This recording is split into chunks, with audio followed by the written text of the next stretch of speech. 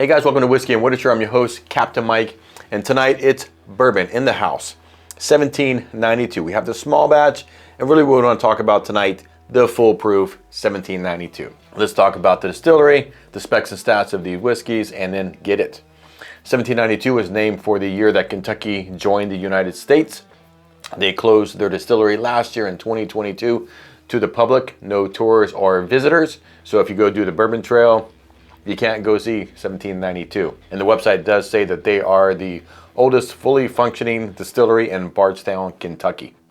I do feel like in the community on YouTube and other whiskey people, 1792 gets slept on. I don't see a lot of information on it, perhaps because they've just had their standard expression for the most part, and their other whiskeys are generally difficult to find. I did find the full proof at Total Wine & More earlier this year. They have some other ones, the Sweet Wheat, the High Rye, Bottled and Bond, and some other ones, but I've never seen any of those on this shelf except for the full proof. Let's warm up with the small batch and then hit the full proof. It is non-age stated, Mashbill unknown or undisclosed. It's thought to be 74% corn, 18% rye, and 8% malted barley, though that's not official. Not according to the website, just that's what guys online think is in this. It is bottled at 93.7 proof, and I paid $24.76 for this last October in 2022 at Total Wine & More. It's probably $24.99 or $25.99, just a member's discount. So we're just gonna warm it up here with this one before we hit the full proof. This is my second or maybe third bottle of 1792 that I've ever had. And this I've been working on over a year. Just don't hit it very often. Just have so many others that I'm drinking. It's just not, just doesn't get pulled out very often. Anyway, cheers.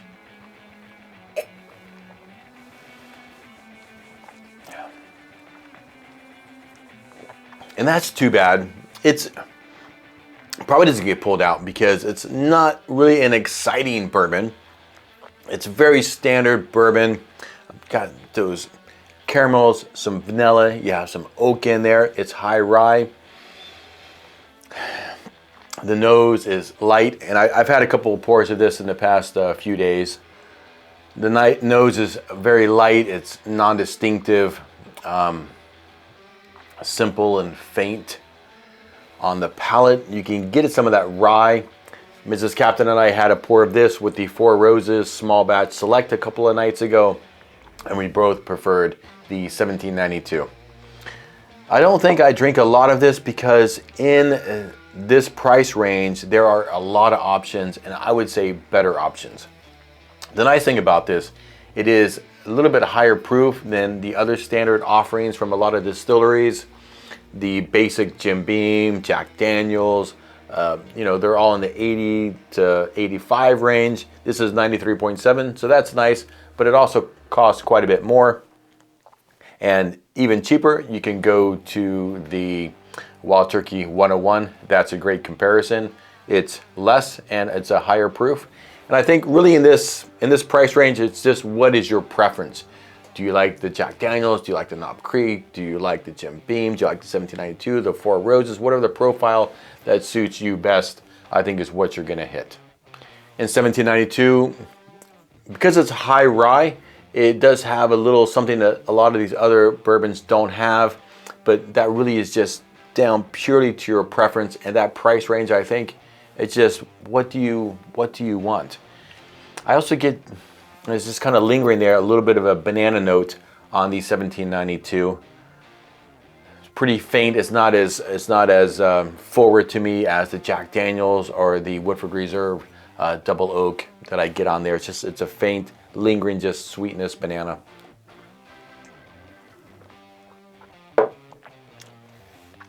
If you like your bourbons just nice and basic, 1792 small batch, it's a pretty good option. Okay, full proof. What does full proof mean? I don't think it legally means anything. For this 1792, what it means is that the highest you can legally put your distillates into a barrel to age is 125 proof. 1792 puts their whiskey or the distillates into the barrel at 125.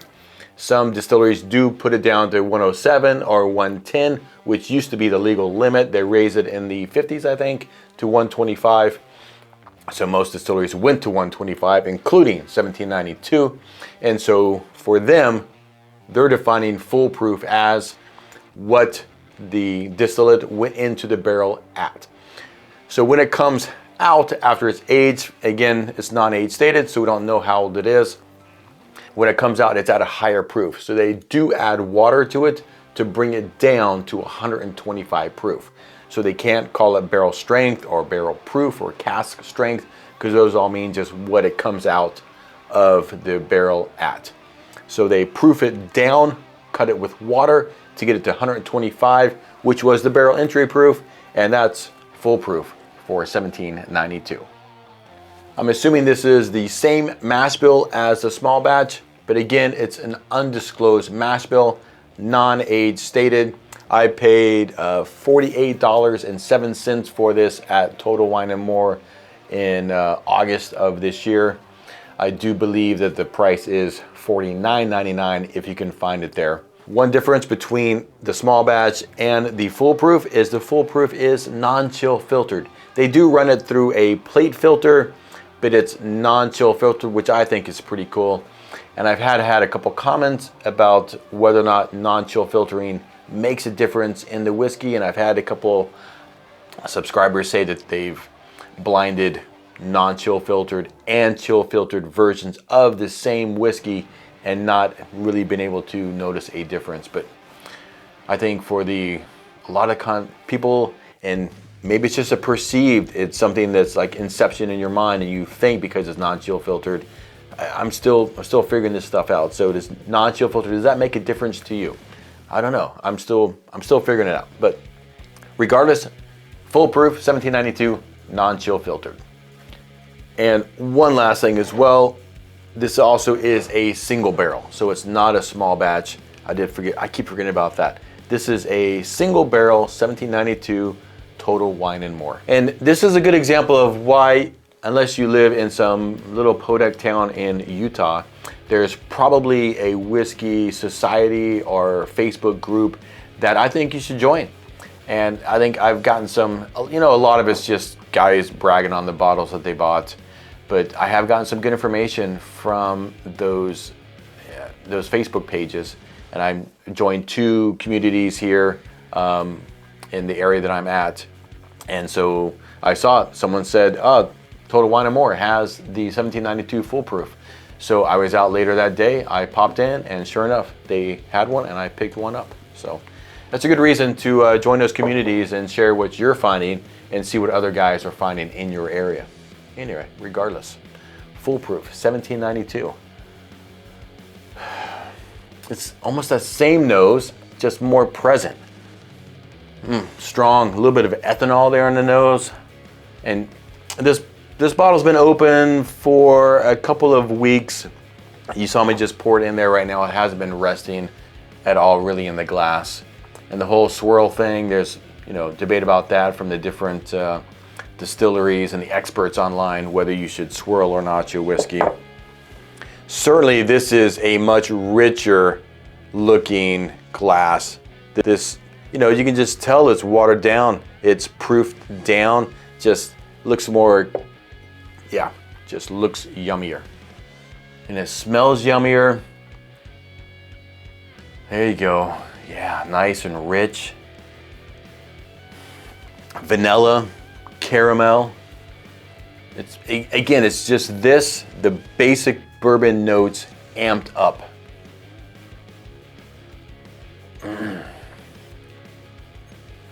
Maybe there's an underlying sweetness.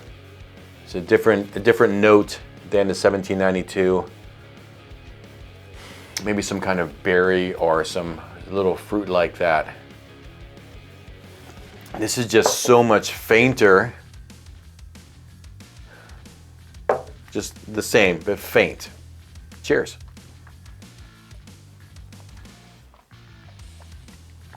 Yeah. Wow. 125 proof. You're drinking that. It's definitely punching right at its weight. It's not like some of the higher proof ones that I have. I think it's kicking more than, say, the Wild Turkey Rare Breed and those in the, just over 100 proof. Think about the Maker's Marks, Private Selections, and their wood finishing series. I can't think of what that was called. The wood finishing series and their Private Selection. Those are lower in the 108, 112 range. And I think this is definitely punching above that. Of course, it has the rye in there. So we have those basic bourbon notes again. Some caramels, some vanillas. But we also have some cinnamon and some rye spice in there. It's very nice. A little bit, again, that ethanol in the nose a little bit, but underlying is those nice scents.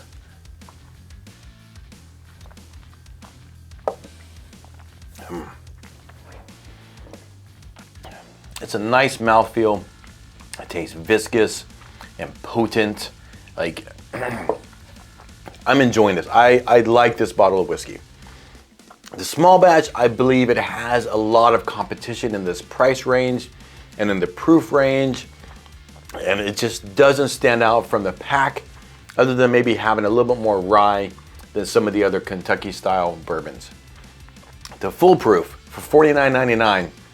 What does it play against at this proof and price point? I think immediately of the Wild Turkey Rare Breed. It's also $49, 116.8 proof.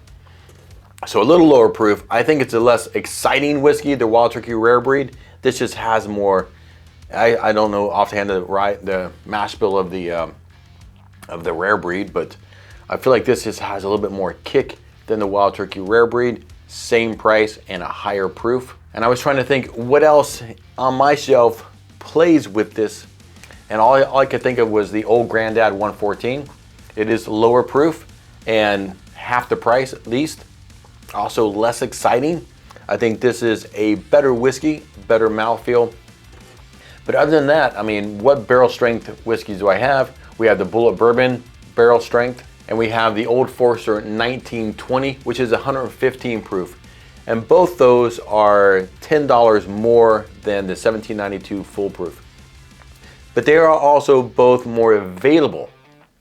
The 1792 full proof, I've only seen on the shelf maybe 3 or 4 times, whereas 1920, it's on the shelf. You can go pick it up anytime. Wild Turkey Rare Breed, of course, it's on the shelf anytime you want it. And the Bulleit Bourbon barrel strength, I see occasionally. I think it's more available certainly than the 1792 full proof. If you can see a bottle of the 1792 full proof, I think you should pick it up. It's got a great mouthfeel, classic bourbon notes with some nice rye spice, some cinnamon, all around. I think the 1792 full proof is a great value. I am super happy to have it on my shelf. I'm glad I opened it this week and had the first pour, and I'm looking forward to getting further into this bottle. All right, my guys, that's it. Got the holidays coming up, and hope you are enjoying some time with your loved ones and your families and your friends, and not eating too much turkey, or maybe just eating all the turkey and pie that you want with a little bit of bourbon. All right, my guys, I hope you're reading something good and drinking something great. Turn those pages and stay thirsty.